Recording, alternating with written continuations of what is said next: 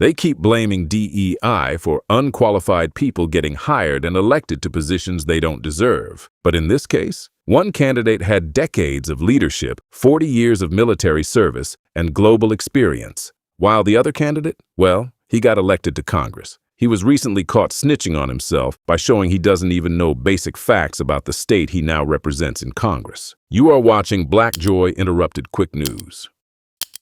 So here's what happened. Klay Fuller was elected to represent Georgia's 14th congressional district in a recent special election for Marjorie Taylor Greene's seat. And just recently, he posted a video online complaining about a hotel stay in Maryland.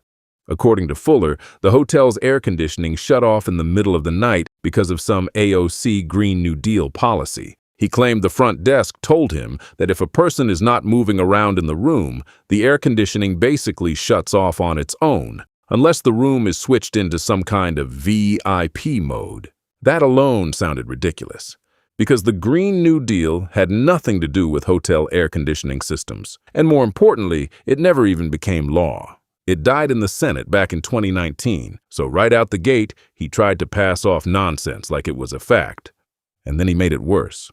Fuller claimed that the state of Georgia was named after George Washington. False.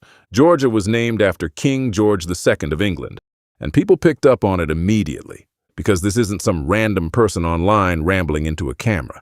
This is someone who was elected to represent an entire district in Congress. Now here's where this gets interesting. He wasn't the only person who ran for that seat. There was another candidate, a black man named Shawn Harris. He's a retired brigadier general. He has decades of military service and combat experience. He held leadership roles across the globe, has several advanced degrees. And if that wasn't enough, he has a career built on advising, leading, and making high-level decisions. In other words, he's someone with a documented track record of experience and leadership. But he didn't win.